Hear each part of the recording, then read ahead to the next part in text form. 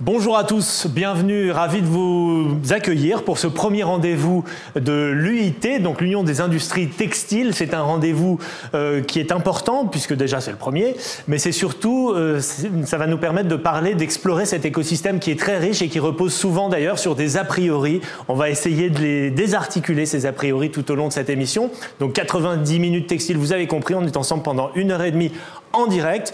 La force de cette émission, c'est qu'elle est aussi interactive, donc vous allez pouvoir nous accompagner en posant toutes les questions que vous souhaitez, en les tapotant comme ça sur votre ordinateur au fur et à mesure des séquences. Je ne suis pas seul pour animer cette émission, je suis bien accompagné par Olivier Ducatillon. Bonjour. Bonjour. Il se trouve que vous êtes le président de l'Union des industries textiles, donc les choses sont plutôt bien faites, Olivier. Et écoutez, on est ravis d'être là, beaucoup de plaisir, d'émotion, de fierté d'être ensemble. Et je pense que le mot ensemble n'a jamais pris autant sa dimension qu'aujourd'hui, quand on voit qu'on va être capable d'être en duplex avec nos régions, nos fédés et avec des intervenants, tous nos amis, notre équipe de gens qui s'investissent toute l'année. Et une mention spéciale pour aujourd'hui notre invité Oui. de la BPI, François Xavier. Dans ces rendez-vous que l'on espère réguliers, plusieurs fois par an, nous aurons la chance d'être accompagnés par un grand témoin. Et aujourd'hui, vous l'avez dit, Olivier, c'est François Xavier de Thieulois. Bonjour. Bonjour. Merci d'être avec nous. Vous travaillez donc, comme Olivier vient de l'expliquer, à la BPI et vous êtes le directeur du pôle expertise. Donc ça tombe très très bien. Et j'imagine que la BPI s'intéresse de près d'ailleurs à l'univers du textile. Tout à fait. Alors, ce que je disais à Olivier avant l'émission, j'avoue qu'avant d'arriver chez BPI, je m'étais dit, bon, le textile, c'est mort en France, hélas, et c'est comme ça. Bon, la bonne nouvelle, c'est que ça fait 3 ans et demi que je suis chez BPI et que j'ai vraiment changé radicalement d'avis. Chez BPI, je suis dans un métier relativement peu connu parce qu'assez récent. Ouais. Le métier connu, évidemment, c'est le métier du financement, les gens qui vous font du prêt. Il y a des gens qui font des subventions, on parlera appel à projets européens, nous on fait appel à projets nationaux ou régionaux. Entre nous, ça nous intéresse aussi le financement. Hein. Oui, mais je suis moins expert. J'ai demandé une anti-sèche à mes collègues banquiers parce que je suis pas expert. Et donc on a le métier on a un métier d'investissement, on investit dans des sociétés. Si je me souviens bien, on parlera de Chamatex, qui est une société qu'on a investi. Et puis, on a donc ce métier de l'accompagnement qui a pour but de faire tout ce qui est non financier. On sait que les patrons de PME sont souvent très isolés, n'ont pas du tout l'habitude de demander du conseil. Vous êtes dans un grand groupe, vous allez chez les grands cabinets de conseil, les BCG, les McKinsey, etc. Quand vous êtes patron de PME, vous dites « est-ce que c'est vraiment fait pour moi ?» Évidemment, leurs tarifs sont clairement pas faits pour vous, pour commencer. Mais en plus, en termes de culture, c'est pas la bonne culture. Idem sur les formations. Donc, on a notre cabinet de conseil. On a tout un ensemble de formations où on s'appuie sur HEC, le SCP, le MION, enfin donc des très grandes écoles, en les marquant la culotte pour qu'ils adaptent leur discours au PME, qui est vraiment notre cœur de cible. Hein. Là, c'est vraiment sur tous les métiers d'ailleurs, notre cœur de cible. Et donc, pour essayer de les faire tous grandir et se développer. Parfait. Merci beaucoup. En tout cas, vous êtes libre d'intervenir quand vous le souhaitez tout au long de cette émission. Et le deuxième invité en plateau pour l'instant, c'est Bruno Nahan. Bonjour. Vous êtes le président directeur général de Bugis SAS, administrateur d'ailleurs de l'Union de l'industrie textile, président de la fédération de la maille, de la lingerie et du balnéaire. Tout ce monde se marie très très bien finalement. Oui, absolument. Et ce qui est intéressant, c'est qu'au sein de cette fédération qui dépend donc de l'UIT, on a un positionnement à la fois très représentatif, puisque c'est à la fois l'amont de la filière, donc les industriels, les fabricants d'étoffes en maille, mais également les marques, Laval, et on traite l'ensemble des sujets que l'on va bien entendu aborder aujourd'hui au sein de nos réunions et différentes initiatives et de services qu'on apporte aux différents adhérents. Parfait. Merci beaucoup Bruno pour ce propos introductif. Vous êtes également libre d'intervenir quand vous le souhaitez tout au long de cette émission. Mais puisque souvent les images valent 1000 mots, Olivier, je vous propose tout de suite de dresser un panorama de tout l'écosystème du textile en images. On se retrouve dans 1 minute 30. Vous allez voir, c'est assez époustouflant et étonnant.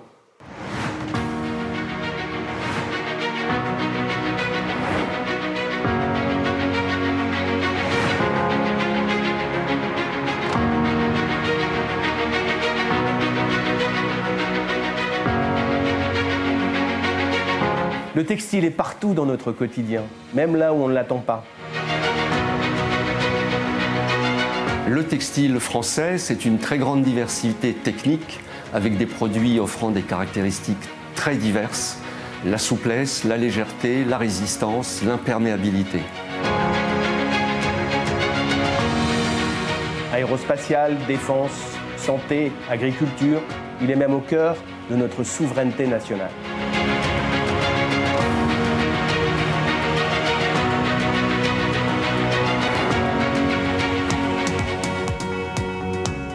Notre force, c'est notre capacité à faire évoluer ensemble nos business models.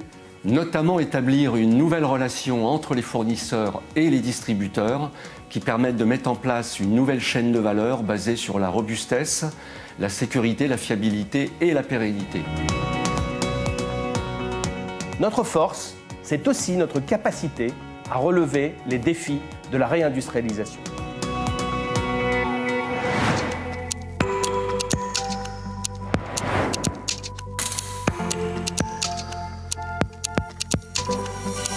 Le textile français, ce sont des femmes et des hommes portés par la passion, la créativité et la transmission d'un savoir-faire reconnu dans le monde entier pour son excellence.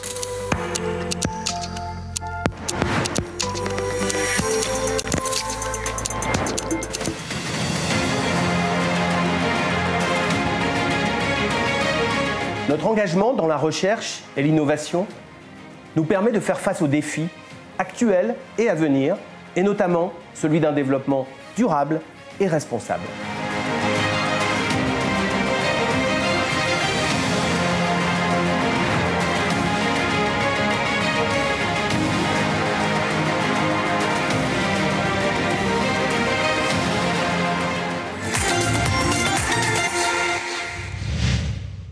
Alors voilà, je vous le disais, hein, des images assez époustouflantes et surtout des propos plutôt inhabituels quand on les associe à l'univers du textile, des propos d'ailleurs qui ont été prononcés par vous, Olivier.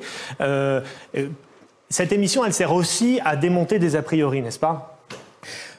Cette émission, elle est d'abord le résultat et la réalisation d'un engagement, puisque dans le textile, on est des gens de parole et on aime bien faire ce qu'on dit et dire ce qu'on fait. Et il y a un an, à l'occasion de mon élection, on avait revu la gouvernance, on avait fait des équipes plus courtes dans le bureau, dans le conseil d'administration. Et certes, il y avait des gens qui nous demandaient comment on allait garder le contact. Mais garder le contact, c'est au travers de ces rendez-vous où tout notre écosystème est là, j'espère, devant les écrans. Mais les chiffres et les inscriptions qu'on a eues sont assez encourageantes. Et encore une fois, merci à ceux qui nous écoutent. Mais c'est le moyen de vous tenir informés, de vous donner l'information dans un format complètement nouveau. On a besoin effectivement d'enlever certaines contre-vérités et on a besoin de plus de visibilité, on a besoin de rayonner, on a besoin d'être dans les radars et de pouvoir être bien visible et lisible de la part de toutes nos cibles. Et nos cibles, ce sont avant tout nos adhérents, parce qu'un syndicat professionnel n'a pas d'autre objectif et d'autre but que de servir ses adhérents, entreprises qui ont besoin de nous et particulièrement dans des moments comme on vit aujourd'hui, mais aussi des autres cibles qui sont les pouvoirs publics, parce que dans notre rôle d'influence et de lobbying, la relation avec les pouvoirs publics est primordiale, il faut donc qu'on soit visible et elle doit être aussi une cible importante pour nous, ce sont les consommateurs et les salariés potentiels de nos entreprises parce que l'attractivité est un vrai sujet. C'est vrai, et puis on peut dire qu'en fait la réindustrialisation c'est un des thèmes majeurs défendus par les pouvoirs publics ces derniers temps et on pouvait s'étonner d'ailleurs que dans l'actualité, la filière textile n'ait pas été forcément toujours conviée à ces rendez-vous de réindustrialisation.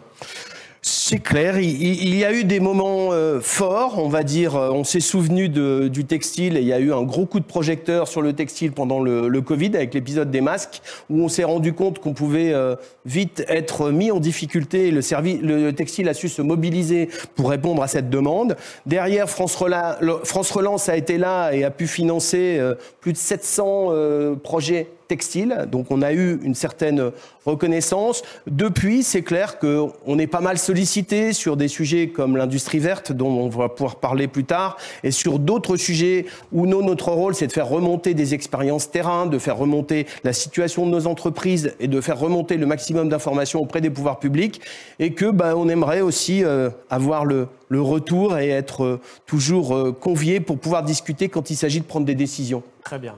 Une industrie, ça fonctionne aussi avec de l'énergie, évidemment. Et nous, comme l'a dit Olivier, nous allons pouvoir être aidés dans cette émission par des intervenants, des spécialistes qui se trouvent souvent en région ou même à l'étranger. Et le premier d'entre eux, c'est Yves Dubief. Bonjour Yves, merci d'être avec nous. Bonjour. Voilà, pour la thématique de l'électricité précisément.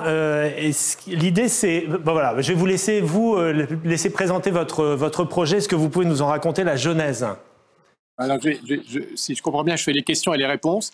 Chez Tantoret, on produit du textile depuis 120 ans et on produit de l'énergie depuis 75 ans. Donc c'est un sujet qui nous a toujours intéressés et préoccupés. C'est la raison pour laquelle, à l'automne 21, avant la guerre d'Ukraine, donc avant l'explosion des prix d'électricité, nous avons pris la décision, parce que nous sommes audacieux et parce que nous osons toujours, d'implanter de l'énergie solaire proche de notre usine afin de diminuer notre dépendance énergétique. Nous avons choisi le solaire, et nous avons choisi non pas le solaire sur le toit, mais le solaire, comme on le voit sur les images qui passent, sur des trackers solaires, donc qui sont implantés proche de notre usine, sur les 3 hectares qui sont libres, et qui vont nous permettre, d'ici quelques jours, une fois qu'ils seront tous raccordés, les 22 trackers solaires, de produire, grosso modo, entre 1/4 et 1/3 de notre consommation énergétique annuelle, qui est de 2 gigasets à l'année. Ok Yves, alors quelle est la particularité justement de cette technologie des trackers solaires? Ces trackers solaires, c'est d'abord qu'ils sont à l'air libre et ils tournent suivant le mouvement du soleil. Donc ils sont le matin vers l'est, à midi vers le sud et le soir vers l'ouest, et non pas en position fixe comme on peut le voir soit au sol, certaines fermes solaires qui sont fixes, soit sur les toits. Et donc on a une meilleure efficience et une meilleure performance, et c'est ce que nous recherchons. Alors ça a un coût, vous voyez que c'est d'abord un peu lourd et imposant, ces mâts et ces panneaux solaires où il y a 40 panneaux par tracker. On investit là un peu plus d'1 200 000 €, mais pour produire 800 à 900 mégawattheures, suivant la durée d'amortissement qu'on va choisir, on va être autour d'une centaine d'euros le mégawattheure rendu dans notre usine, donc sans frais d'acheminement et sans taxes. Donc la technologie solaire était un peu en perte de vitesse, vous lui redonnez un nouveau souffle finalement? Oui, on lui redonne un nouveau souffle. On n'est pas vraiment accompagné par les pouvoirs publics en termes de financement, puisque seule la région Grand Est nous accorde une subvention, mais qui est malheureusement pour nous plafonnée à 30 000 €. Donc 30 000 € sur 1 200 000 €, c'est des cacahuètes.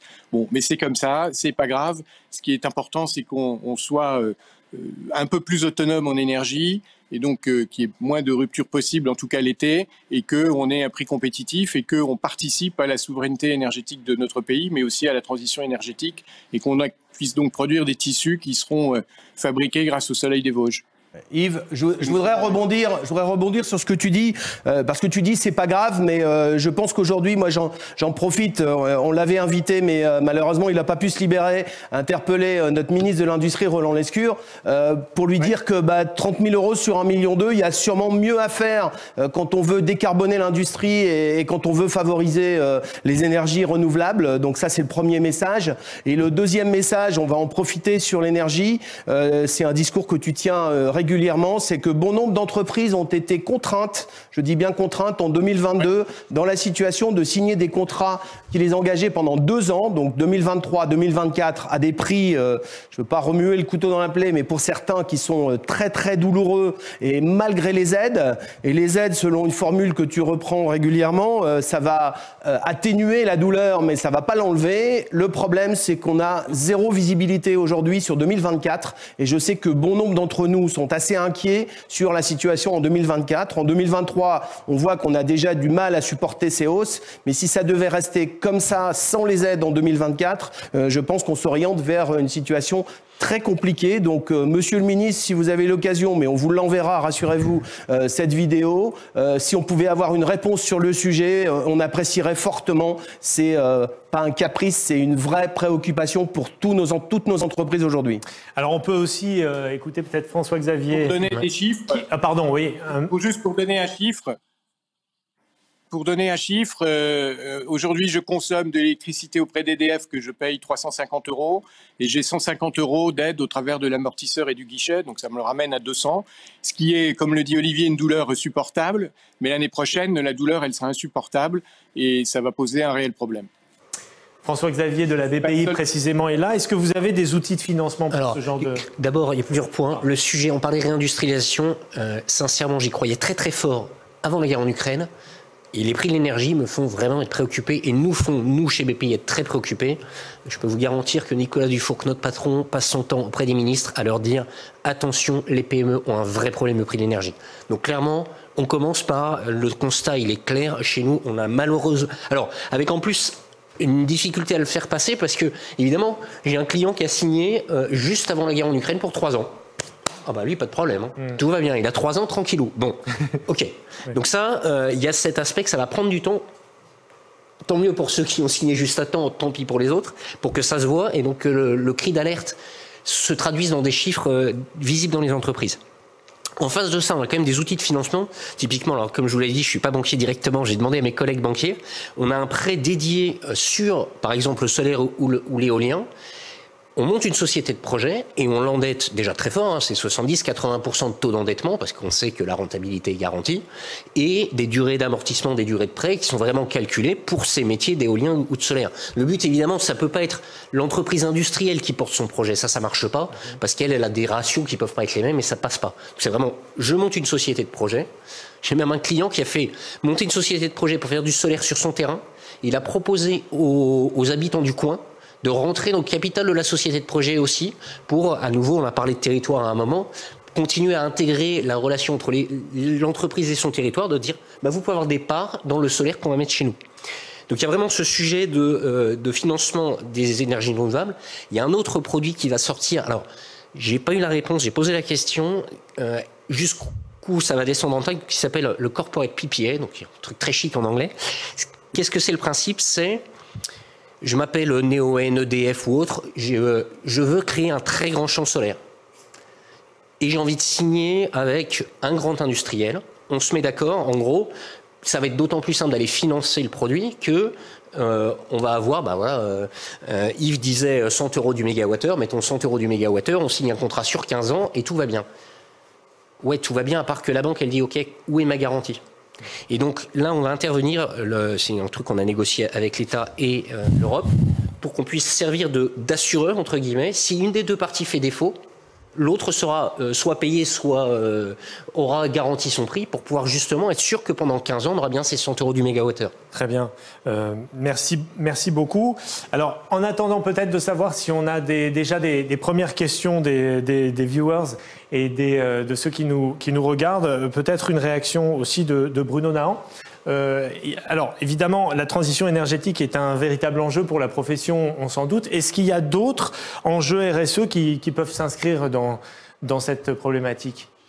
Déjà, je pense que l'exemple de la société Tantoret que l'on vient de découvrir est très intéressant parce qu'il illustre que cette problématique, elle est déjà bien engagée dans la réflexion et dans les actions entreprises par la filière.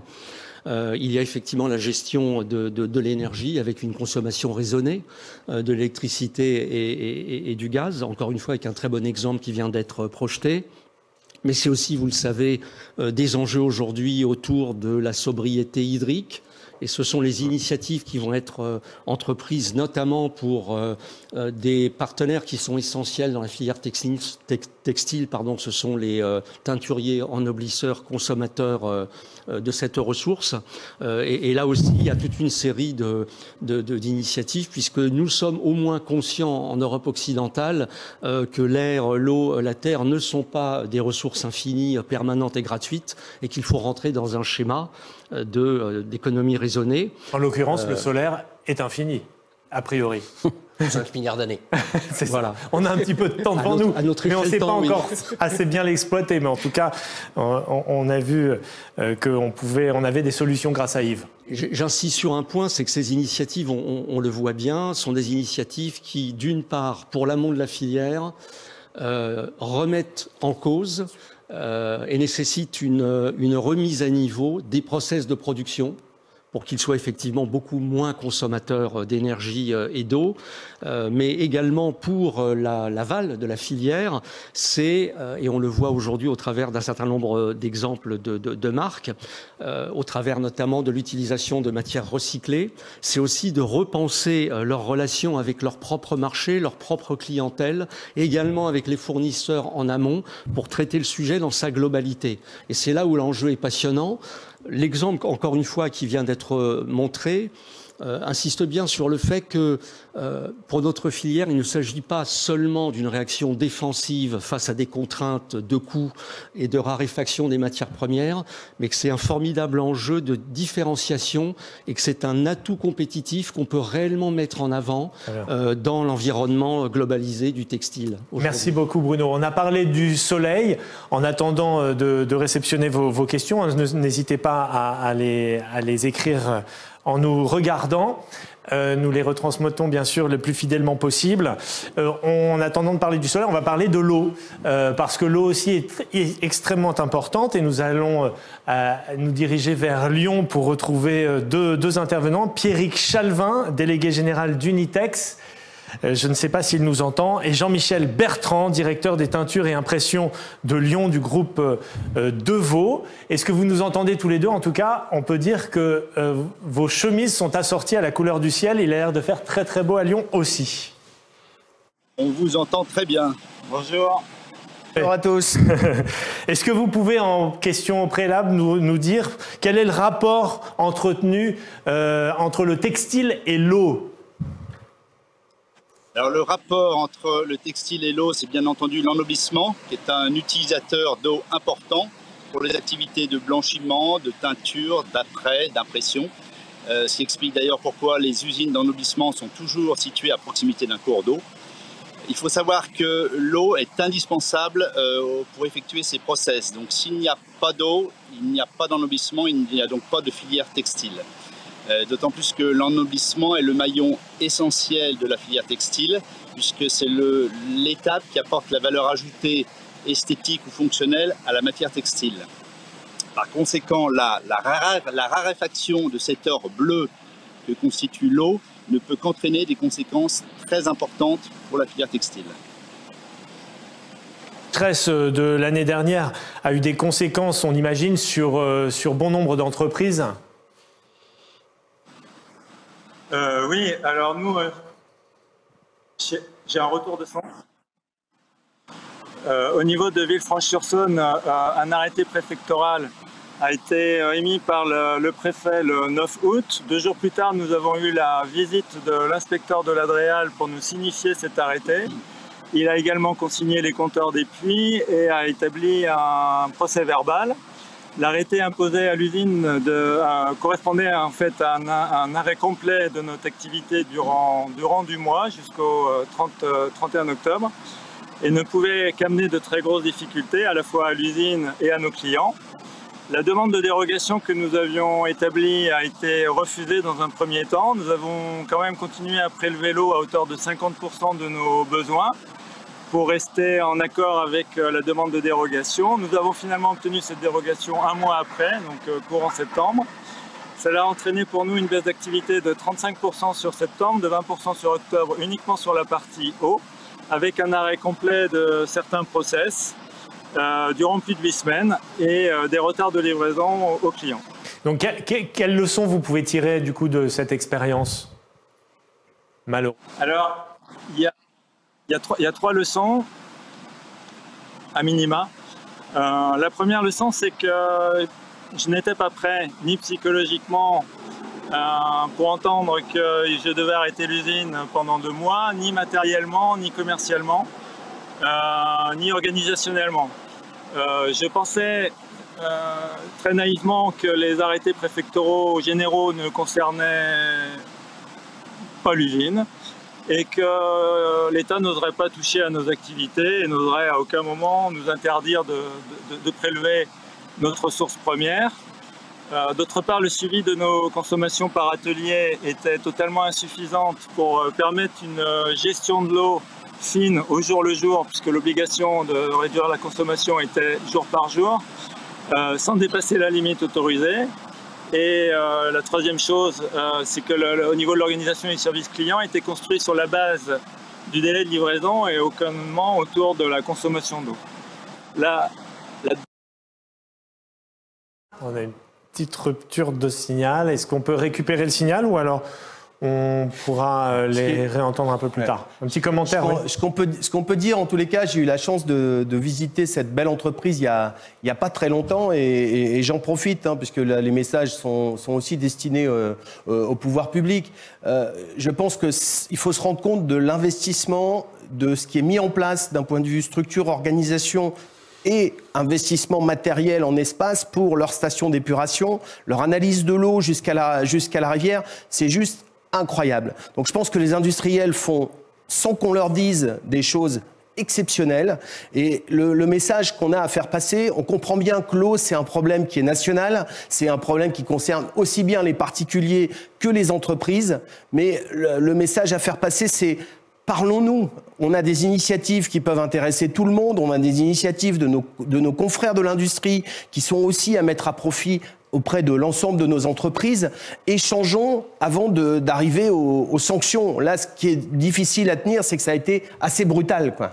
Bruno, une réaction? Oui, une réaction. Je pense que si on veut être totalement objectif et transparent dans cette problématique-là, c'est très bien qu'il y ait une prise de conscience, encore une fois, de la gestion raisonnée de ces ressources naturelles. Mais il faudrait aussi intégrer le fait qu'aujourd'hui, quand on sait que 95% des articles textiles, habillement proviennent d'Asie, cette chaîne d'approvisionnement provoque une pollution de fait. En fait, nous importons, que cela soit sur du semi-fini en textile, que cela soit sur des articles confectionnés qui vont être portés, lavés et qui vont passer donc dans les eaux ménagères, dans nos rivières, dans les fleuves et au final dans l'océan. Nous importons de la pollution je dirais, à zéro coût pour les émetteurs de ces pollutions-là. Et je pense qu'il est important que nous rentrions dans une réflexion où le pollueur doit payer. Il est clair, et c'est très bien, que nous devions respecter de plus en plus les réglementations, mais il faut aussi que ce code de la route, qui est de plus en plus strict, soit finalement animé, appliqué par des gendarmes qui, malheureusement, aujourd'hui, sont trop peu présents. Merci beaucoup Bruno. Nous ne récupérerons pas a priori Pierrick Chalvin et Jean-Michel Bertrand, en tout cas aujourd'hui. On les remercie pour leur précieuse intervention depuis Lyon et nous allons entrer dans une autre thématique qui est importante, qui est celle du recyclage. On parlait de la pollution et ça, vous avez quelques mots à nous dire, peut-être avant de l'expliquer en images. Ouais. Alors, le recyclage est un phénomène assez récent. En fait, on en parle beaucoup, mais on en a plus parlé ou beaucoup plus parlé que pris des décisions. Mais aujourd'hui, c'est au centre de beaucoup de discussions entre les politiques et le monde économique. Il y a une évolution législative qui fait qu'aujourd'hui, on n'a plus le droit d'avoir des stocks d'invendus et on veut éviter, vous avez tous entendu parler de cet épisode des montagnes de vêtements sur les plages du Ghana et ça c'est des choses qui effectivement ne peuvent satisfaire aucun acteur aujourd'hui dans notre écosystème. Donc il y a des choses... Certains pays d'ailleurs refusent aujourd'hui de devenir les poubelles du monde. Oui, tout à fait, et je pense que c'est logique. Ce qu'on peut noter, on a nos amis qui reviennent, mais ouais. Ce qu'on peut noter, c'est qu'il y a beaucoup d'efforts de fait, il y a énormément d'investissements qui sont en train d'être faits. On n'en est qu'au début. On n'est pas du tout à la rue, contrairement à ce que certaines rumeurs pourraient laisser penser que chez les autres c'est toujours mieux en Europe. Non, non, il y a peut-être un pays comme l'Espagne qui est un peu en avance sur ce sujet, mais on est vraiment dans les clous et on fait des choses qui sont tout à fait, vertueuses dans le domaine. On peut citer plusieurs initiatives et on peut peut-être aussi en voir une dans une petite vidéo d'un de nos fervents promoteurs et défenseurs en la personne d'Éric Boel. Allons-y, on se retrouve tout de suite. Chaque année, nous consommons 800 000 tonnes de textiles dans notre pays. Ils sont à 96% importés. Chaque kilo de textile que vous achetez génère 54 kg de CO2. Alors que quand on le produit en France avec de la matière recyclée, dans un cycle industriel français, il va générer 5 kg. On divise par 10 son impact. Le textile est considéré comme une des industries les plus polluantes de la planète, mais c'est dans les conditions actuelles de production. Et évidemment, avec Renaissance Textile, ce que nous cherchons à faire, c'est de faire un textile qui soit propre et qui a son impact minime pour la planète. Une tonne de textile recyclé en France et qui irrigue l'économie circulaire avec l'industrie française, c'est 1 emploi par tonne traitée et 50 tonnes de CO2 évitées. Donc Renaissance Textile, c'est le support de cela. C'est-à-dire qu'en recyclant cette matière qui était considérée comme des déchets et en faisant de la matière exploitable, on va pouvoir créer des emplois dans les filatures, dans les tissages, dans les tricotages, dans l'ennoblissement, dans la confection. Et on va pouvoir régénérer notre industrie textile en régénérant ces textiles. Le cœur du réacteur, c'est ça. Et ce dernier point, qui n'est pas mesurable, c'est qu'on se redonne cette fierté de dire qu'on est capable de produire ce que nous consommons dans notre pays, y compris pour du textile.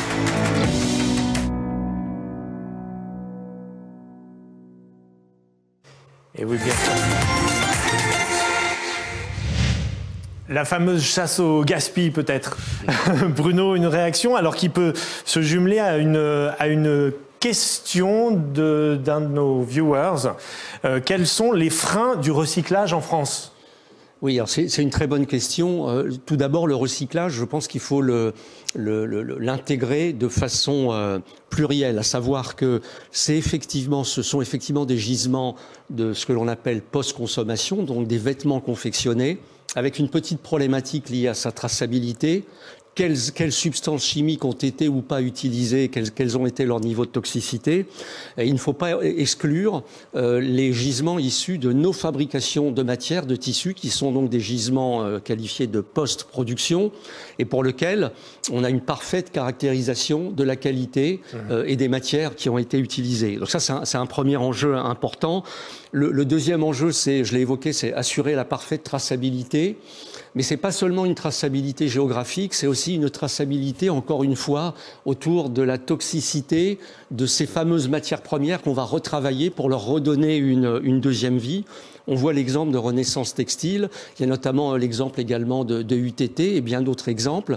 Il faut aussi, et c'est en voie de constitution, établir en fait réellement un outil industriel performant qui soit capable de traiter ces fameux gisements et de les réintroduire dans une seconde vie.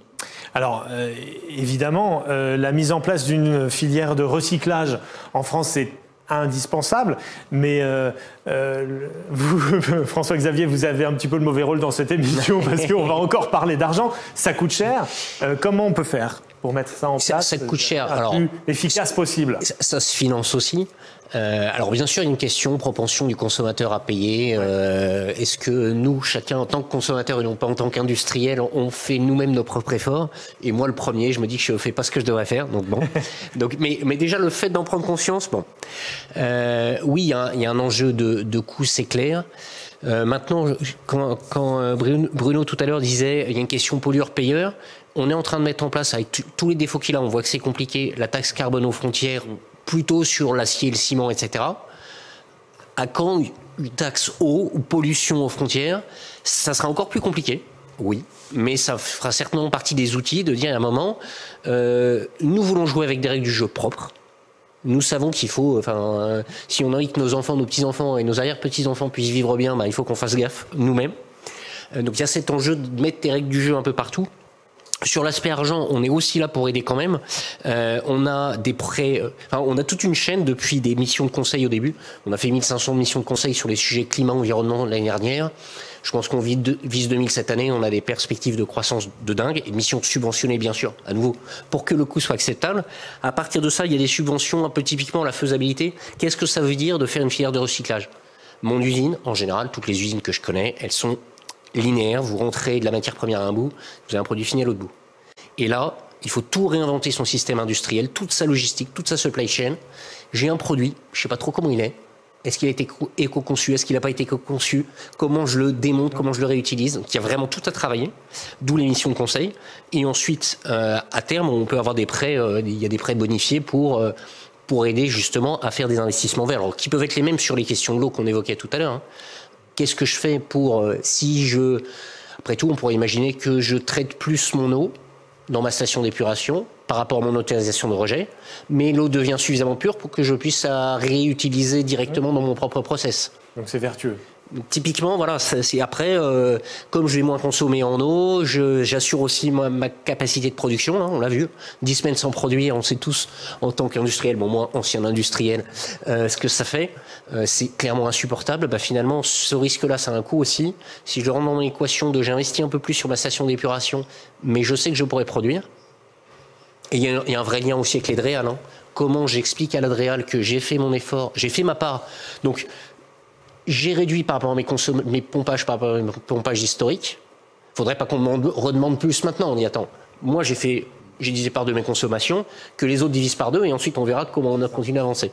L'idée, c'est de parler la même langue, et c'est une transition formidable pour la séquence suivante, Olivier, puisque la filière textile, dans toute sa diversité, parle la même langue grâce notamment à une confédération européenne de l'habillement et du textile qui s'appelle Euratex. Oui. Alors Euratex regroupe l'ensemble des pays européens producteurs de textiles.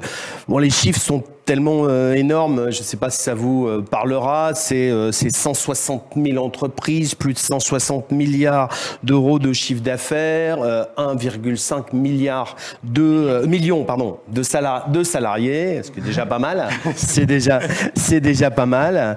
Donc aujourd'hui, Euratex, beaucoup de choses se passent à l'Europe. Il faut qu'on soit bien au fait de ce qui est accessible pour nos entreprises. Il faut qu'on soit bien au fait de ce qui s'y passe. Cela demande aussi beaucoup d'investissement de beaucoup de nos chefs d'entreprise pour être présents dans les groupes de travail, les commissions d'Euratex. D'une part pour connaître les protocoles, les modes de financement, de subventions qui sont proposés par Euratex sur des sujets spécifiques qui concernent notre filière, et puis pour avoir un peu les trucs et astuces pour pouvoir en bénéficier. C'est pas toujours simple, il nous faut l'info, et aujourd'hui on a la chance dans notre écosystème, et plus que notre écosystème, dans notre UIT, d'avoir un de nos administrateurs qui est vice-président d'Euratex, et en ce moment c'est l'Assemblée Générale d'Euratex à Milan. Et si la technique le permet, on espère avoir la possibilité de parler avec Grégory Marchand. Voilà. Grégory Marchand, je ne sais pas si on l'a en ligne. Il est là. Oh là là, formidable. Bonjour Grégory. Ah, on ne sait pas s'il fait aussi beau à Milan qu'il faisait beau à Lyon, mais j'imagine que oui, puisqu'il y a un soleil qui règne sur toute l'Europe. Il fait très beau à Milan, il fait très beau à Milan, mais je ne vous cache pas que sur les trottoirs tout à l'heure, il y avait beaucoup d'eau, donc ça veut dire qu'il y a dû pleuvoir ce matin. Et donc ça veut dire qu'il y a de la pluie et du beau temps. Donc exactement ce qu'on aime bien dans le textile, de la pluie quand on est teinturier, parce qu'on récupère les eaux. Et puis après, c'est sympa quand il fait beau. Parfait. Donc Olivier le disait, vous êtes donc vice-président d'Euratex, vous êtes également président de la filature teinturie Union Textile de Tourcoing. Alors, est-ce que vous pouvez nous parler un peu plus de cette fameuse organisation qui permet de mettre tout le monde du textile au diapason ? Donc Euratex, effectivement, c'est un regroupement des industriels européens. On est à peu près une trentaine de structures, un peu comme on a l'UIT, mais il y a aussi nos amis de l'UFIM en France. Et donc chaque pays a donc ses structures. Et avec tous ces gens-là, eh bien, on travaille des sujets extrêmement importants. Aujourd'hui, on a à peu près 26 sujets qui sont travaillés, donc aussi bien ça peut être les sujets de l'énergie, ça peut être les sujets du recyclage, ça peut être les sujets du bref textile, donc ça veut dire les meilleures utilisations. Enfin, il y a comme ça toute une série de sujets qui sont travaillés. Et nous, les Français, on a à peu près une petite trentaine de personnes de nos écosystèmes. Parfois, ce sont des industriels, parfois ce sont des gens des pôles de compétitivité, de nos structures UIT en région, de nos universités. Donc, on va vraiment avoir de nos clubs, par exemple Club Tex, on a vraiment des gens qui nous représentent dans ces différentes commissions pour faire avancer et surtout pour donner des éléments aux équipes d'Euratex pour qu'elles puissent aller voir la Commission européenne et les pousser dans un sens ou dans un autre. En fait, sans arrêt, notre boulot est de... Pour les pousser plutôt dans un sens que dans l'autre, j'ai une question de téléspectateurs. Là. Est-ce que l'Europe peut s'avérer être un levier efficace pour la réindustrialisation du textile ? C'est certain. Aujourd'hui, l'Europe est prête à mettre pour la partie industrielle des sommes considérables, mais c'est à nous.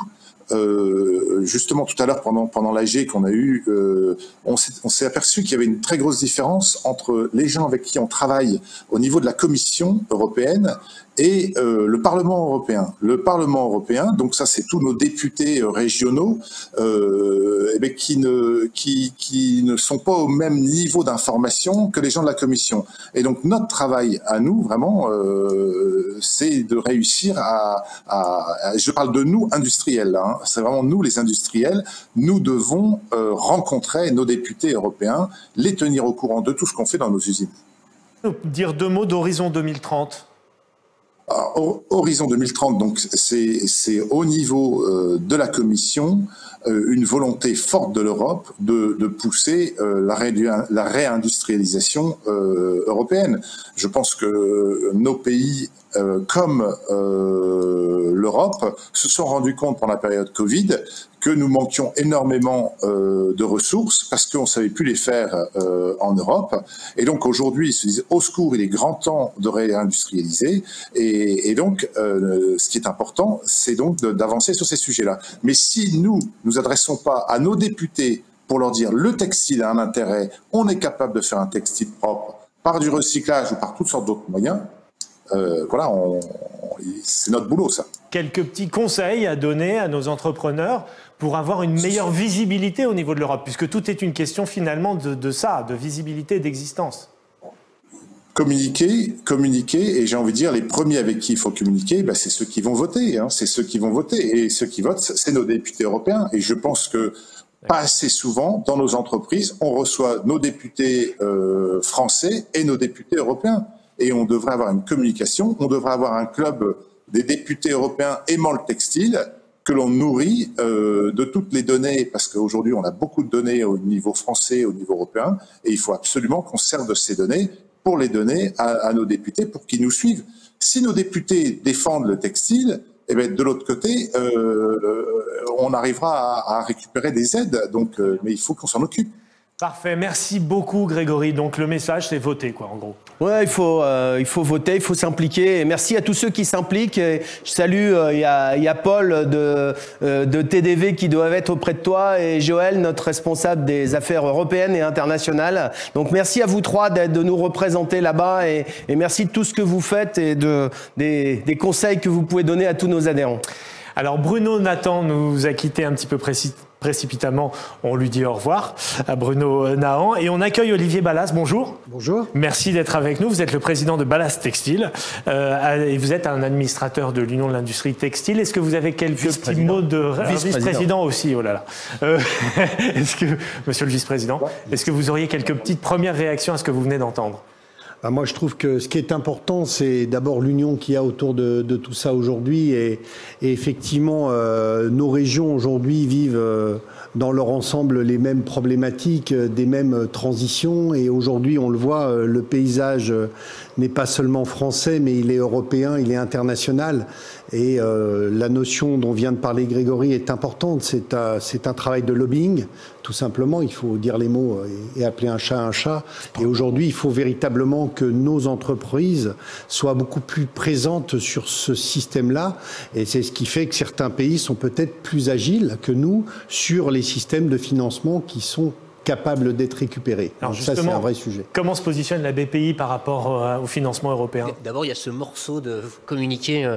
Nicolas Dufour dit vociférer. On est dans un monde qui vocifère. Il faut que les industriels vocifèrent. Et ça, je pense que c'est vraiment un sujet hyper important. J'ai même pas mis mon coq bleu. Je vais me faire taper par mon chef. L'idée, c'est de la faire entendre dans cette cacophonie. Exactement. C'est dire l'industrie, en particulier l'industrie textile, mais tous les industriels existent, ont envie de réindustrialiser la France. Allons-y tous ensemble. Donc ça, il y a vraiment cet enjeu-là. Sur l'Europe, j'aime bien voir souvent les choses en termes de bâton et de carotte. Donc il y a la partie un peu bâton. Je crée des réglementations. Qui d'entre les spectateurs a entendu parler de la taxonomie européenne et de la CSRD? Pas grand monde, j'en ai peur. Combien d'entre eux ont des sociétés de plus de 500 salariés? Déjà un nombre certain, donc ils y ont soumis dans 1 an et demi. Et en tout cas, leurs clients, ils font tous plus de 250 salariés, donc ils y sont soumis. Donc ils vont demander à toute la chaîne. La taxonomie, c'est quoi? C'est les histoires de bilan carbone, mais sur plein d'autres axes aussi. Comment je m'adapte, comment je gère mon eau, on a parlé de l'eau, etc. Et sur ces sujets-là, si on n'a pas une oreille à Bruxelles, on est en retard. Donc nous, de ce côté-là, côté BPI, on essaye d'une part d'être à l'écoute. Là, mes équipes ont passé du temps à décortiquer les sujets CSRD. Dieu sait si c'est compliqué.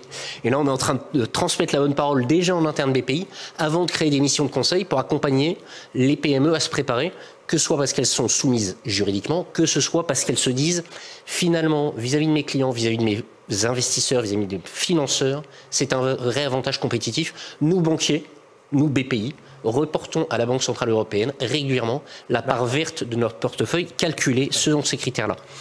Dernier point sur l'aspect aller chercher des aides, on a un produit qui s'appelle le Diagnostic Europe, qui a pour but d'aider les PME à monter un projet européen pour aller chercher des sous. Il y a plein de sous à Bruxelles.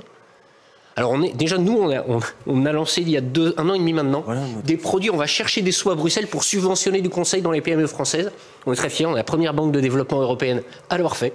Donc ça c'est bien, mais on compte sur les industriels pour aussi aller chercher des sous à Bruxelles. Profitons-en, il y a plein d'impôts qui partent de la France vers l'Europe, et c'est normal. Si on peut avoir du retour, mais si on ne tend pas la main, on n'aura pas de sous. Il y a des pays qui sont plus doués que nous pour ça. Hein. Exactement, mais pourquoi ils sont plus doués que nous? Juste parce qu'ils écoutent, ils écoutent. Non, mais passent du temps. Grégory parlait des députés. On ne peut pas travailler et écouter en même temps. Nos députés européens, malheureusement en France, aujourd'hui, c'est pas forcément vu comme la carrière politique la plus idéale que d'aller à Bruxelles. Alors que, qui décide? Alors pour se faire connaître, on peut créer aussi des formes de pôles d'excellence. Et là, vous avez des choses à dire sur le sujet, Olivier. Alors on en a plusieurs et comme on vous l'a dit, notre textile il est pluriel, il est présent et on le voit aujourd'hui, c'est vraiment cette grande satisfaction. Il est dans les régions et il est autour de certains marchés ou types de produits spécifiques. Et on a la chance, on a une région qui est en plus un pôle d'excellence dans un marché spécifique, c'est la région de l'Aube, la ville de Troyes, et qui est le pôle d'excellence de la maille. Et nous avons la chance, nous en verrons un autre représentant tout à l'heure dans ce studio, mais on a la chance d'accueillir Antoine de Villoutret qui va nous expliquer qui il est, ce qu'il fait et nous en dire plus sur ce pôle d'excellence. On aurait aimé le découvrir au milieu d'un vignoble de Champagne, mais non, vous êtes dans un austère bureau parce que vous êtes un gros travailleur, me dit-on. Alors parlez-nous un petit peu de ce pôle d'excellence, Antoine de Villoutret, et puis cette initiative, on parle d'un nouveau souffle dans le textile à Troyes. Est-ce que vous pouvez nous en dire quelques mots ? Tout à fait.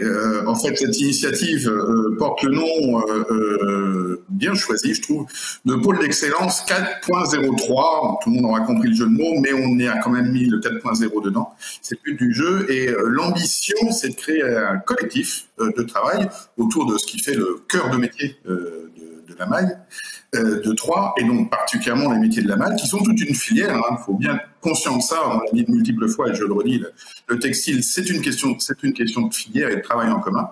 Et donc le but du jeu, c'est de créer un pôle d'excellence qui amène les moyens techniques, industriels, mais aussi intellectuels, de manière à retrouver et à redévelopper cette capacité à travailler ensemble et à travailler en filière. Alors ça se traduit comment, concrètement ? Ça se traduit par deux choses, des travaux intellectuels, des groupes de travail qui se constituent autour des problématiques de formation, des problématiques de recyclage, d'évolution de nos entreprises autour de cette grande évolution qui est le 4.0, les problèmes d'éco-responsabilité, etc. Ce qui nous amène d'ailleurs à travailler en groupe avec aussi bien des entreprises du textile qu'avec l'écosystème local, les écoles, les collectivités locales, bien sûr notre centre technique industriel et tout ce genre de choses. Ça, c'est la première chose, les différents groupes de travail. Et deux, un travail plus long terme, parce que c'est bien d'être intellectuel, les visioconférences, on en a eu beaucoup, etc., mais c'est bien de se rencontrer, de se retrouver. Et donc, c'est la construction et la mise en place et un chantier d'un tiers-lieu où on peut à la fois abriter des matériaux, des outils de pré-série ou de prototypage qui sont aussi ouverts d'ailleurs au travail en commun des entreprises de la filière que d'ailleurs aux jeunes entreprises qui se développent les nouvelles marques qui se montent et qui sont aussi un lieu de formation, parce que la formation, elle est bien à distance, mais c'est bien aussi quand les gens se rencontrent eux-mêmes et les gens en interactant. Justement, si on a envie de participer à cette entreprise, à cette initiative, Antoine, comment on fait pour vous rejoindre ? Alors, c'est ça. Je ne vais pas vous faire le catalogue, le temps est extrêmement limité, donc le plus simple, c'est de prendre contact avec l'UIT de Champagne-Ardenne, de contacter Sylvia Mocor, que la plupart d'entre vous, j'espère, connaissent. Si vous ne la connaissez pas, vous ferez sa connaissance. C'est une personne extrêmement efficace et extrêmement pertinente. Et on peut indiquer aussi ce nouveau rendez-vous. Avec elle, on fera très prochainement un détail des différentes actions en route. On peut aussi indiquer ce nouveau rendez-vous qui va connaître sa 2e édition. Alors, c'est pas tout de suite, hein, c'est dans un an, c'est en septembre 2024. Ce sont les Assises de la Maille, c'est ça, on a pu l'apercevoir à l'écran là. Tout à fait. Les Assises de la Maille, on a fait la première édition l'année dernière avec notre première spatiologue française autour de Claudie Lignoret. L'idée, c'était de prendre de la hauteur sur ce qu'était le textile et sur les manières de travailler. Oui. Je pense que c'est un événement sur lequel on peut se redonner rendez-vous pour 2024. Nous referons les Assises de la Maille avec aussi bien des réunions, des grands messes, pour le dire, de manière à apporter de la réflexion et des outils à l'ensemble de l'Assemblée, qu'avec d'ailleurs des groupes de travail. On avait fait ça la première fois et on le fera cette fois-ci. Un certain nombre de tables rondes, non pas des tables rondes pilotées où il y a des gens qui parlent, mais où les gens s'échangent avec un sachant autour de chaque table et on tourne rapidement. Puis ça permet d'avoir un peu plus de convivialité, ce qui est une chose nécessaire pour travailler en filière. Merci beaucoup Antoine pour cette clarté et cet esprit de synthèse qui vous caractérise, me dit-on, aussi ici. Bonne journée à vous. En Champagne-Ardenne, c'est les pieds sur terre et la tête dans les nuages, depuis qu'ils ont invité Claudie Lignoret. Voilà. C'est ça. Alors Olivier, peut-être une réaction là-dessus. On a vu un mot-clé, sans doute, la formation. Alors c'est d'abord un beau projet, hein. C'est vraiment un projet structurant pour la filière. Ce qui est important, c'est effectivement tout cet accompagnement autour de la formation qui est un enjeu fondamental pour demain, puisqu'aujourd'hui, on a tous les secteurs d'activité ont des problèmes d'attractivité. Donc pour nous, c'est fondamental de pouvoir accueillir dans un même univers de la formation, mais des start-up aussi, et peut-être des plateaux techniques. Donc vraiment, ce schéma de campus est pour moi fondamental. Et on le voit aujourd'hui, on a besoin de consolider ça sur tout le territoire.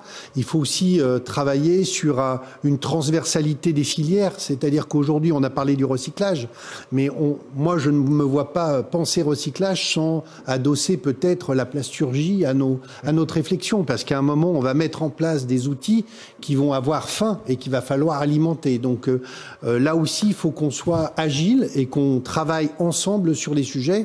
On a beaucoup de points communs avec beaucoup d'autres filières et au travers de ces campus, on peut arriver à mélanger aussi d'autres ingénieries. Je rappelle quand même que le textile est pas seulement de l'habillement, c'est aussi parfois un élément de nomenclature technique.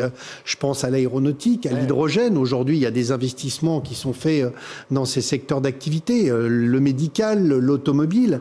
Et aujourd'hui, on voit aussi un rapprochement de tous ces savoir-faire autour des filières et donc on a véritablement besoin de créativité. Donc évidemment, l'innovation est au cœur du réacteur, comme d'habitude, et c'est par rapport à des enjeux comme cela et des projets comme cela qu'on peut avancer. François-Xavier, une réaction sur la formation? Alors, j'allais reprendre déjà le dernier mot d'Olivier qui parlait d'innovation. Comme on était à 3, moi, quand on pense innovation, on dit innovation produit. Une qui est fascinante à 3 aujourd'hui, c'est Petit Bateau. Vous n'êtes plus obligé d'acheter le body pour le bébé, vous louez un body parce que c'est sûr que dans 3 mois, de toute façon, le body est trop petit. Et on retombe sur la question, comment... Je me souviens d'en avoir parlé avec le patron des opérations de Petit Bateau. Je vous conseille de le rencontrer, quelqu'un vraiment intéressant. Il me disait, voilà, j'ai dû refaire toute l'usine. L'usine était prévue pour pousser des produits. Aujourd'hui, je récupère des bodys, je ne sais pas de quelle taille, je ne sais pas dans quel état, il faut que je le réaiguille pour le remettre. Le but étant évidemment de remettre, si le body est portable en l'état, évidemment, je vais le remettre tout de suite dans la boucle. Donc c'est vraiment hyper intéressant sur le sujet innovation. Le sujet formation, autre exemple très concret, on est mercredi, donc il y a 2 jours, j'étais lundi dans une maroquinerie. On n'est pas dans le textile, mais on est quand même pas trop loin. C'est pas loin. Certes, l'atelier est en démarrage. La surface du centre de formation, c'était à peu près un quart. Alors, surface utilisée pour l'instant, hein, c'était à peu près un quart de la surface totale de l'atelier. Et on a discuté avec les DRH sur comment est-ce que on prend les gens très éloignés de l'emploi pour d'abord leur apprendre à revenir. Il faut respecter des horaires. Ensuite, on va les former avec les chutes parce qu'on retombe économie circulaire. Donc on prend les chutes de cuir. Il faut que ce soit du vrai cuir parce que coudre du tissu ou coudre du cuir, c'est pas pareil. Donc il y a cet enjeu de comment je les forme sur des vrais produits. Mais évidemment, c'est les chutes parce que je vais pas utiliser une peau neuve. Surtout que c'était un façonnier du luxe, donc bon, les peaux valaient un prix certain. Donc voilà, c'est vraiment... Et on voit, et pour rebondir aussi sur ce sujet d'attractivité, c'est simple, à part Grégory m'a dit il y a 6 mois, 1 an, quand je suis allé voir dans son usine, moi j'ai pas de problème de recrutement, mais je pense que c'est le seul qui m'ait jamais dit ça dans tous les clients BPI que j'ai pu rencontrer, soit les 500 à 1000 clients. Qui confirme la règle. C'est vraiment l'exception. Et encore, quand il dit ça, c'est j'ai tellement de gens, je fais rentrer tellement de gens en formation par Pôle emploi, qu'au final, j'arrive à alimenter mes besoins.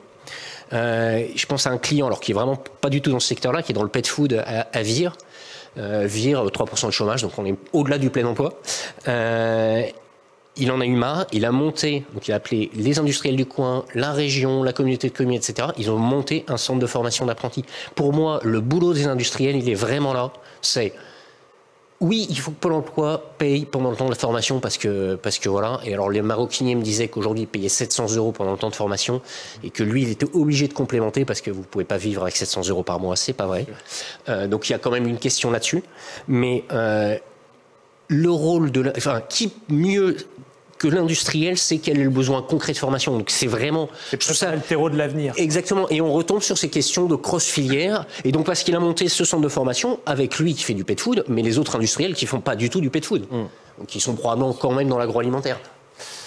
Merci beaucoup pour cette réaction. Alors maintenant, on va sans doute étonner pas mal de gens qui nous regardent parce que je suis sûr qu'ils ne se doutent pas à quel point l'univers textile peut être innovant parfois et intégrer des domaines d'activité qui sont tout à fait étonnants comme la chirurgie. Regardez ces images et on se retrouve tout de suite après.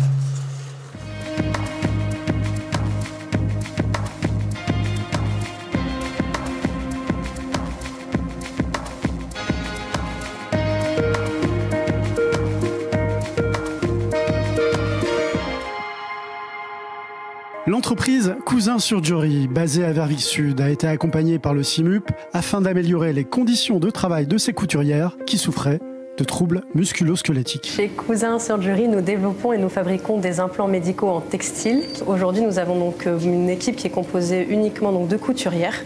Donc c'est un travail qui est très répétitif et donc elles vont avoir des problèmes au niveau des cervicales, au niveau du canal carpien. La conception des machines fait que les cervicales sont en flexion pour que les opérateurs opératrices puissent voir leur travail.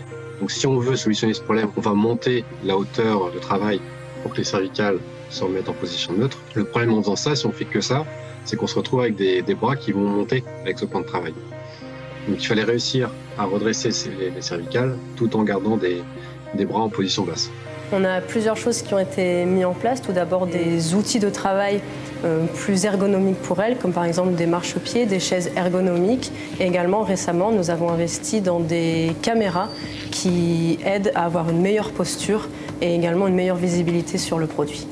On a également mis en place des étirements que les filles répètent tous les jours, 10 minutes le matin et 10 minutes l'après-midi. Et l'idée, c'est vraiment de leur permettre de se redresser, d'avoir une posture qui soit plus naturelle, d'être moins crispée. Il faut savoir qu'ici, on se trouve en salle blanche pour des produits implantés à destination du corps humain. Un produit qui tombe à terre, c'est un produit qui va être rebuté. Donc on a toujours un peu cette peur de produire, de faire tomber un produit. Donc là, vraiment, ça leur permet d'être beaucoup plus naturel, redressé et d'avoir des meilleurs gestes toute la journée. Nous avons été accompagnés par le service de santé au travail qui est le CIMUP, qui est venu voir si ce qu'on mettait en place était cohérent par rapport à ce qu'on voulait comme objectif. C'est important parce qu'ils ont le regard médical que nous, on n'a pas. Donc nous, on a un regard de confort. Donc le regard médical du CIMUP est très important pour nous. Là, ce qui est très satisfaisant, c'est qu'ils n'ont pas attendu de vraiment dans une situation très compliquée pour mettre des choses en place et ils ont mené la réflexion par eux-mêmes. La satisfaction, c'est d'apporter cette culture de prévention dans l'entreprise. On est fiers d'avoir une entreprise qui nous pousse dans ce dynamisme-là. On sait que toutes les entreprises ne font pas forcément attention à la sécurité, à l'ergonomie. Ici, c'est l'un de nos premiers piliers en production et on est fiers d'y travailler tous les jours. En termes de productivité, on s'y retrouve, puisque dans tous les cas, les opératrices sont mieux au travail. Et mieux on est au travail, plus on est performant, c'est du gagnant-gagnant.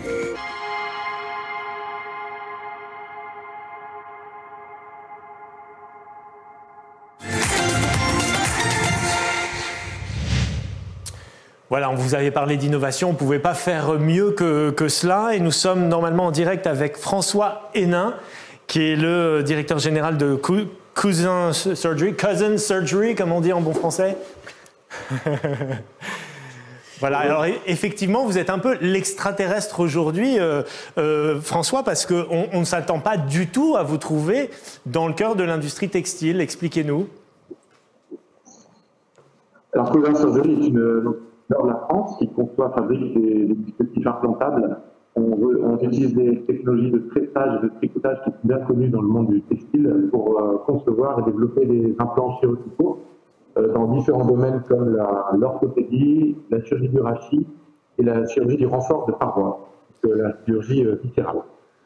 Nous avons 40 couturières qui sont derrière moi, qui travaillent en salle blanche pour fabriquer ces produits. Très bien, impressionnant. Et les chiffres sont impressionnants, je les ai sous les yeux, mais vous allez pouvoir m'aider. Donc 135 collaborateurs, 3 millions d'implants fabriqués en 30 ans, c'est considérable. Ça sauve des vies, quoi. Ce qui est impressionnant, c'est que c'est, comme l'a dit tout à l'heure Clara dans le film, ce sont des produits qui sont faits maison, qui sont cousus à la main. On en fait à peu près maintenant 235 000 par an et que nous vendons dans 40 pays dans le monde. Alors, ce qui est très intéressant aussi avec vous, c'est que vous avez finalement une double casquette dans cette émission parce que vous avez l'innovation technique, purement technique, et l'innovation sociale aussi. Vous avez une façon de manager qui est assez innovante. Oui, alors l'entreprise existe parce qu'on innove dans le domaine de la chirurgie, mais on s'est donné aussi le mot de innover dans différents domaines au niveau management. Effectivement, comme l'a expliqué Clara, on prend soin des patients en fabriquant des produits avec une certaine qualité. Ah, on a un tout petit problème de liaison sonore. On a un problème de liaison sonore, je ne sais pas, peut-être qu'il faut s'éloigner du micro, se rapprocher du micro, je ne sais pas. Voilà, essayez là. Donc on innove en prenant les patients. En fait, essayez de vous rapprocher un peu plus du micro, on va essayer toutes les techniques, c'est pas grave. Voilà, donc je suis un peu plus près. Voilà, là vous êtes prêts, alors parlez moins fort en étant prêts, c'est parfait. Des patients avec un système réglementaire très exigeant et on essaye aussi de prendre soin de nos collaborateurs. Alors, il y a les gestes de posture, de ce qu'on appelle l'ergonomie, mais on est aussi sur des sujets de partage de la valeur qui sont plus en plus performants qu'on a commencé à adresser il y a 3-4 ans avec du partage de la valeur de la richesse créée, donc au travers de l'intéressement, de l'actionnariat salarié qui a été mis en place il y a 2 mois et nous mettons en place maintenant un contrat qui s'appelle le contrat de partage des plus-values de cession. Quand l'entreprise sera vendue, puisque nous sommes en LBO, on partagera une partie des bénéfices avec les collaborateurs. Parfait, solidarité au sein de l'entreprise, c'est formidable, participation. Donc Denis Arnoux nous a rejoint, merci beaucoup Denis d'être avec nous. Vous êtes président de la commission sociale de l'UIT, ça tombe très très bien. Un commentaire sur ce que vous venez d'entendre? Écoutez, un commentaire, oui, c'est un élément essentiel aujourd'hui dans les entreprises que d'intéresser le personnel. On est dans une activité industrielle qui a perdu beaucoup d'emplois dans les 20 à 30 dernières années. Aujourd'hui, c'est terminé. Aujourd'hui, la filière textile recrute. La filière textile embauche. Pour preuve, c'est que il y a environ près de 7000 embauches qui sont prévues sur les années 2022-2023. Donc, ce qui montre quand même que dans une filière qui compte 65 000 emplois, c'est plus de 10% de ce qui existe aujourd'hui. Donc c'est extrêmement important et cette belle société que je connais pour avoir l'honneur d'en être fournisseur est un exemple tout à fait significatif de ce que l'on peut faire pour considérer que le personnel est une valeur extrêmement importante dans toute filière et dans la nôtre particulièrement. François-Xavier ? Une de nos convictions, c'est on ne réindustrialisera que par l'innovation. Et ce qui est intéressant, c'est que bien sûr, entre guillemets, bien sûr, il y a une innovation technique. Le produit est quand même... J'ai fait de la pharma, du stérile, donc j'ai une vague idée de ce que c'est que les contraintes des choses implantables. Mais à côté de ça, on a parlé du business model avec Petit Bateau, je loue mon body. On a parlé de social, comment je partage les fruits de la création de valeur avec les gens qui ont participé, on se compris les opérateurs. Donc je trouve ça hyper intéressant de se dire, voilà, c'est comme ça qu'on va attirer les talents, parce qu'il ne faut pas rêver. Si on n'est pas... Et d'ailleurs, je vous disais, tous nos clients ont des problèmes de recrutement. Il y en a où vous voyez l'usine et vous dites, bon écoute, il y a un moment, prends-toi en main, quoi. Et en revanche, une fois que que le travail est fait, on a des choses, on parlait d'étirement, j'ai vu des opératrices qui s'étiraient, pareil, la maroquinerie où j'étais lundi, ça y est, c'est mis en place, le matin, tout le monde fait son échauffement, parce qu'on sait que c'est des gestes répétitifs. Comment on fait tourner sur les postes? C'est une vraie question, ça d'ailleurs. Si vous laissez les gens au même poste, ils deviennent de plus en plus performants, mais il y a de plus en plus de risques de troubles musculo-squelettiques. À quelle vitesse vous les faites tourner? C'est une vraie question de dialogue social, et vraiment, il faut parfois les forcer. Il y avait, le maroquinier me disait, il y a des opératrices parfois qui ne veulent pas bouger. On les force à bouger parce que on dit, oui, mais aujourd'hui, tu peux rester à ce poste-là. Si on fait rien, dans 2 ans, tu es en arrêt maladie longue durée parce que ton canal carpien, il est mort. Et donc voilà, c'est vraiment comment on pense à intégrer dès le départ l'ergonomie, la sécurité, c'est des questions vraiment vitales. Moi, j'ai adoré on est fiers de travailler ici parce que justement, c'est pris en compte. Si je peux me permettre, justement, je rebondis sur cet élément, puisque la filière textile est en avance, enfin, tout au moins participe activement à cette situation, puisqu'on a signé l'année dernière une convention nationale d'objectifs avec la CNAM pour permettre des programmes d'action de prévention spécifiques aux activités de l'industrie textile. Cette convention nationale d'objectifs a pour objectif, sans pléonasme, de permettre aux entreprises de moins de 200 salariés de solliciter un contrat de prévention avec la CARSAT pour financer des projets destinés à améliorer les conditions de travail et de santé et de sécurité au travail. L'avance, comment ça se passe? C'est une avance octroyée par la CARSAT qui peut devenir une subvention si l'entreprise remplit l'intégralité des objectifs qu'elle a fixés dans son plan. Et l'industrie textile que nous représentons a prévu environ au moins 25 contrats sur les années 2022-2023. Donc c'est un élément essentiel qui montre que la filière textile, là aussi, n'est pas en retrait, mais au contraire est proactive dans le domaine. Très bien. On peut simplement signaler en disant au revoir à François Hénin que Cousin Surgery a reçu le trophée de la prévention au travail du CIMUP. Bravo pour ce prix. Un autre prix a été décerné, c'est notre séquence suivante, Olivier, concernant la plus ancienne entreprise familiale du monde. Oui. Je voulais juste remercier François et rebondir finalement sur l'innovation, parce que l'innovation, comme l'a dit François-Xavier, on parle toujours de l'innovation technologique et technique, mais il ne faut pas oublier qu'elle peut être immatérielle, organisationnelle, en termes de management. On en a un bel exemple, et là aussi j'ai eu la chance de visiter la belle entreprise de François, donc Cousin, c'est une famille du Nord et une société du Nord, hein, c'est pas anglo-saxon. Et merci François et bravo pour tout ce que tu fais dans l'entreprise. Voilà, au revoir. Alors on va accueillir, oui, un autre trophée, une autre grande satisfaction, puisque un de nos adhérents dans le sud de la France, dans cette belle ville d'Isle-sur-la-Sorgue, a été récemment récompensé, donc trophée de meilleure entreprise familiale du monde.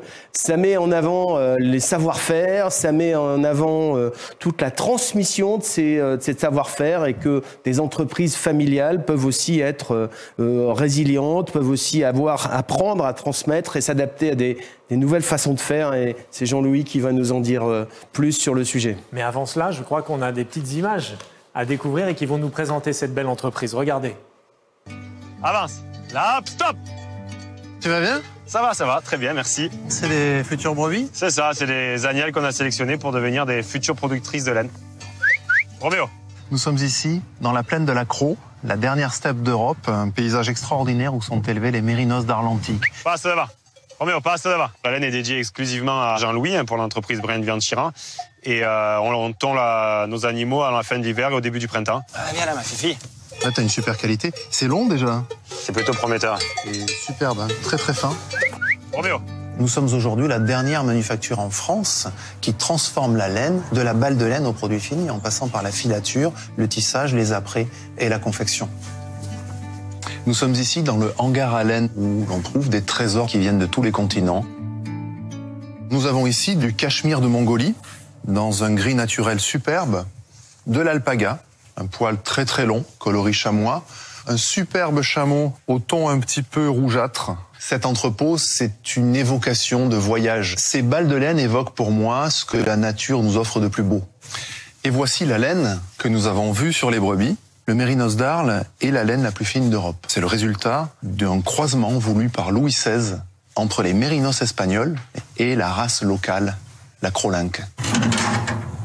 Nous sommes ici dans la salle d'assemblage. C'est un ventilateur qui souffle de la laine. Alors il va neiger dans cette salle de la laine qui va s'empiler en couches superposées et on aura ainsi mélangé dans les deux sens. Je me transforme en bonhomme de laine.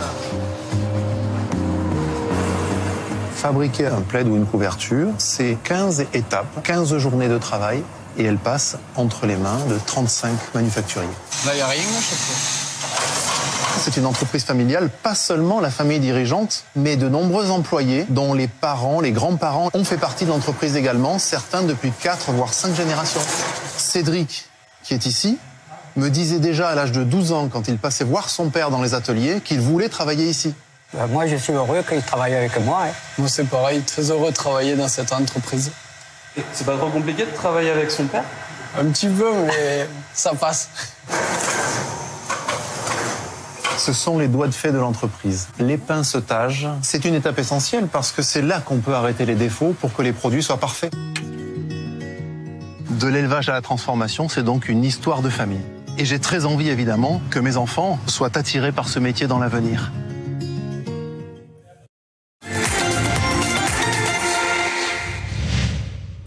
J'ai bien aimé, Olivier, l'image du bonhomme de laine, c'est formidable. Et Jean-Louis Brun, justement, est avec nous. Bonjour Jean-Louis. Bonjour Boris, bonjour à tous. Alors, est-ce que vous pouvez nous dire ce que c'est qu'une entreprise familiale exactement? On s'en doute un petit peu. Une entreprise est dite familiale dans l'approche des familles qui nous ont décerné ce prix, lorsque non seulement la famille possède l'entreprise dans l'actionnariat, mais surtout lorsque la famille également gère l'entreprise, y travaille et la dirige.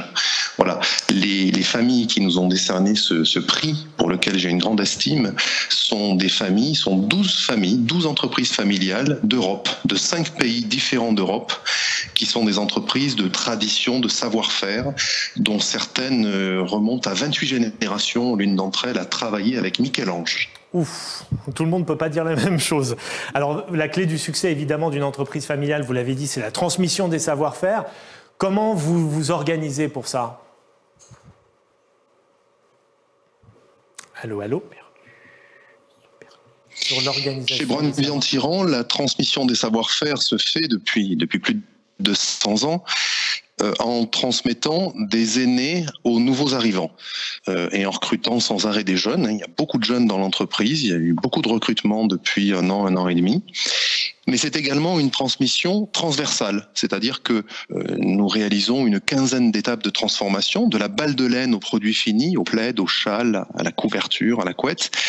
Et tout au long de ces étapes, eh bien, nous avons besoin que les opérateurs connaissent plusieurs métiers pour être substituables entre eux et aussi, essentiellement, pour mieux comprendre le travail que font ceux qui sont en amont ou en aval de leur propre poste.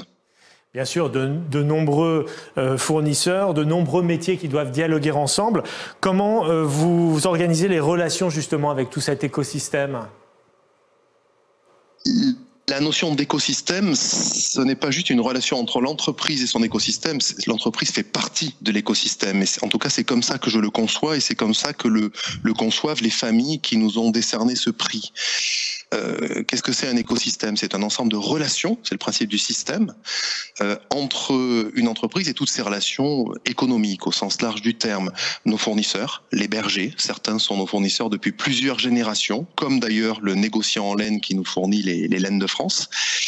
Les manufacturiers dans l'entreprise qui travaillent dans la même famille, dans l'entreprise, parfois jusqu'à 4 générations, et on a plusieurs générations simultanément dans l'entreprise, de ce qui représente bien une quarantaine de familles de l'île sur la Sorgue. Vous voyez, c'est pas beaucoup, mais localement, c'est beaucoup.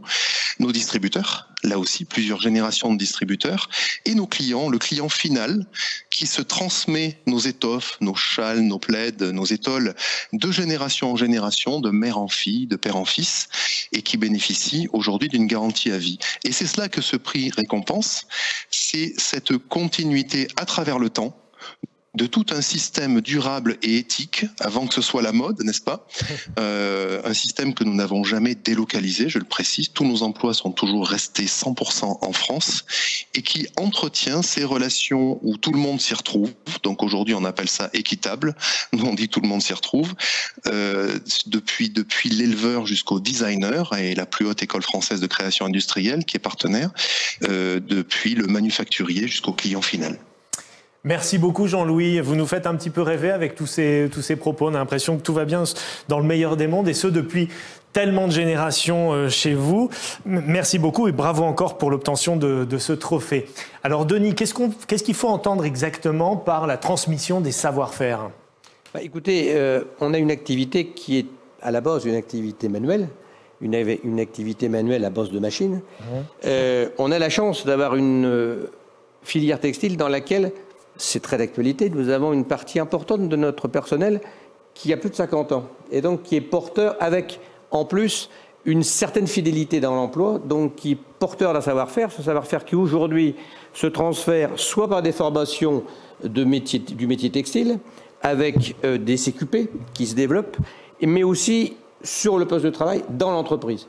Ça se développe de plus en plus, certainement parce que pendant un bon nombre d'années, les formations traditionnelles avaient disparu puisque malheureusement l'industrie textile était un petit peu malade. Aujourd'hui qu'elle va beaucoup mieux, elle redéveloppe ses CQP, elle redéveloppe cette volonté de former des jeunes, ou des moins jeunes d'ailleurs. Nous embauchons aujourd'hui des gens qui ont 40, 45 ou 50 ans qui veulent se changer de carrière parce que l'industrie textile semble attirer de nouveau, et nous voulons qu'elle attire du monde. Nous pensons que cette industrie textile, on vient de le voir tout à l'heure, est quand même porteuse d'avenir. Question subsidiaire qui nous est posée par une des personnes qui nous regarde, et la place des femmes dans tout ça. Qu'est-ce que fait l'UIT pour favoriser l'intégration des femmes? Près de 50% des emplois au sein de notre filière sont occupés par des femmes. C'est quand même extrêmement important. Et je soulignerai également que près de 95% des emplois dans notre filière sont des emplois à temps complet et des contrats à durée indéterminée. C'est-à-dire que nous ne sommes pas une filière où nous utilisons et nous jetons le personnel, mais nous sommes là pour les intégrer, les former. Et je souligne aussi que l'année, au 31 décembre 2022, l'année dernière, la filière comptait 2100 alternants et avec une augmentation des apprentis de 32% sur 2 ans.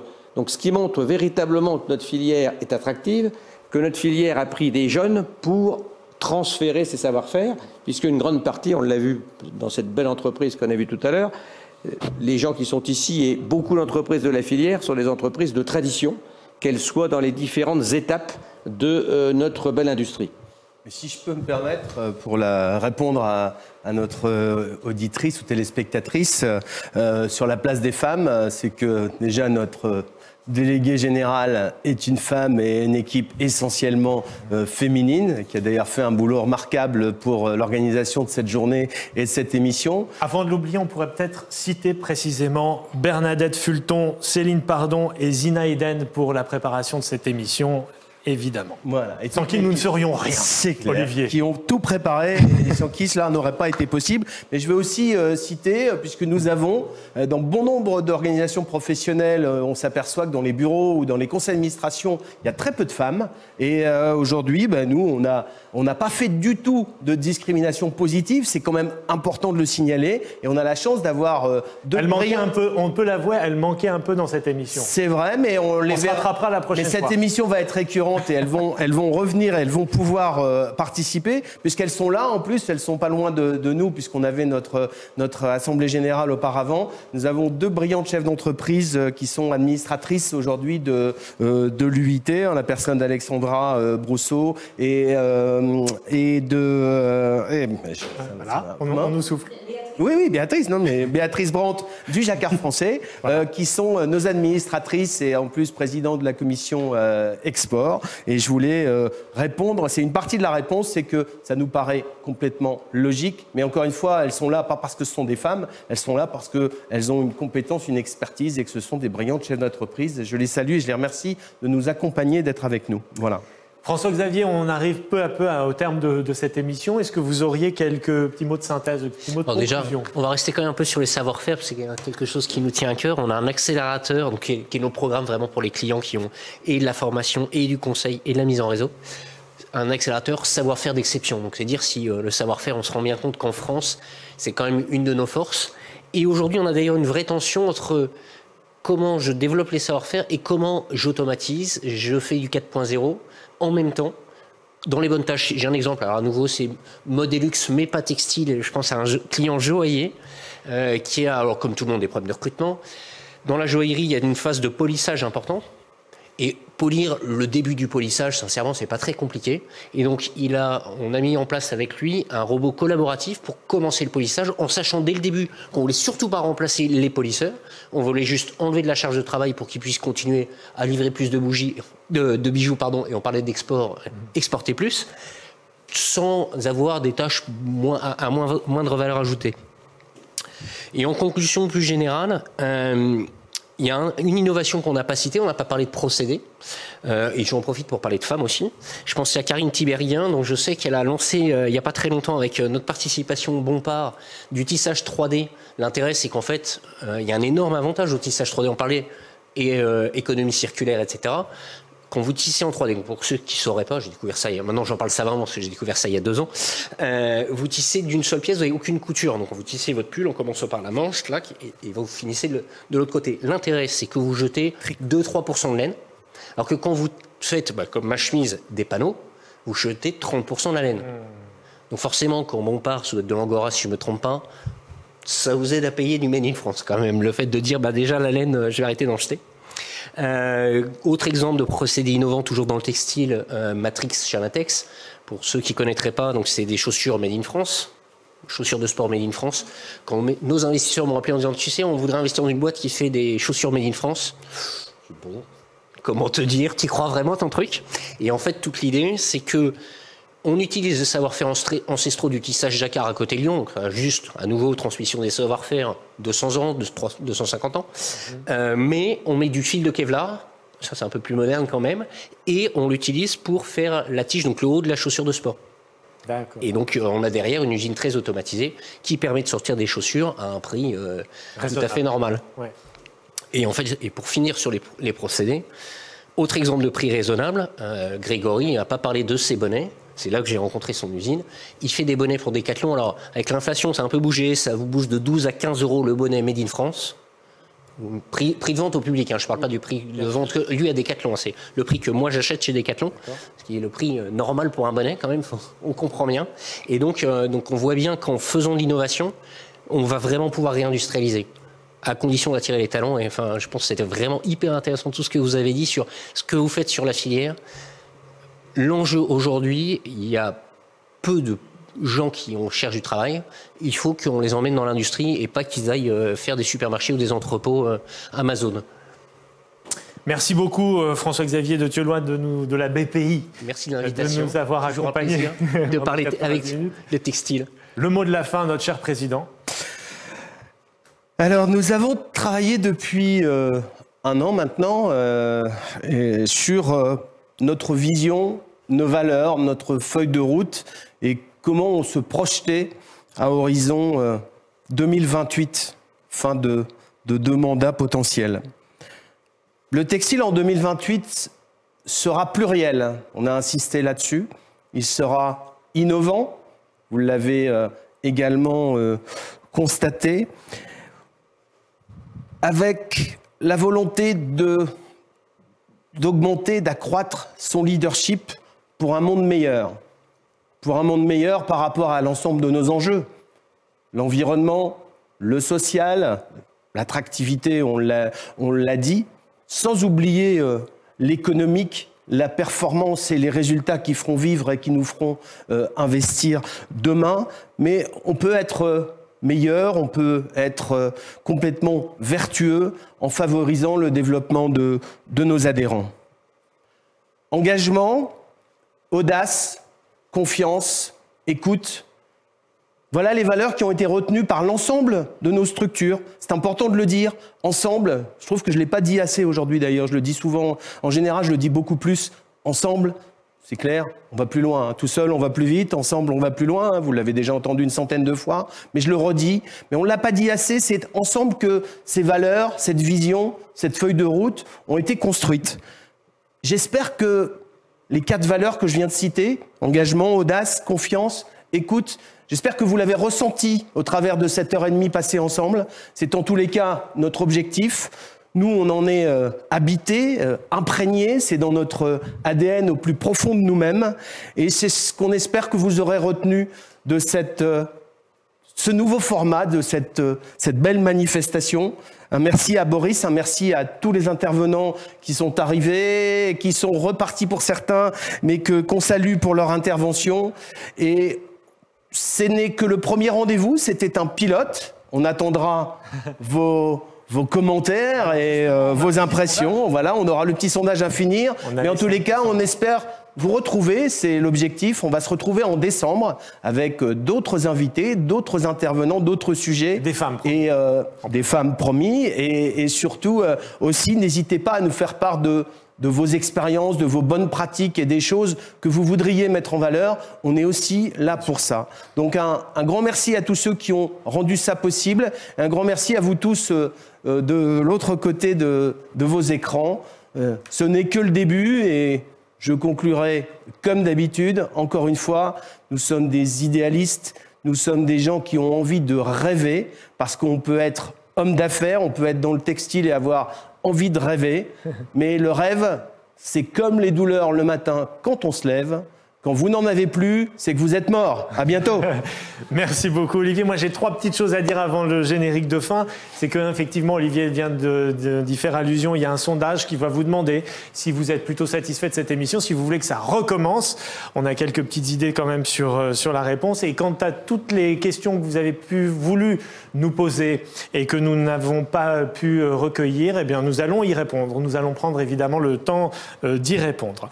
Et puis enfin, je voulais vous dire, comme Olivier, que je vous remercie infiniment de cette immersion magnifique dans cet écosystème extrêmement riche et souvent inattendu et innovant. En tout cas, je pense que c'est l'un des mots-clés de cette émission que l'on peut retenir. Je vous dis à bientôt. En tout cas, au moins en décembre. Donc, portez-vous bien d'ici là et à très bientôt grâce à l'Union de l'industrie textile. À bientôt.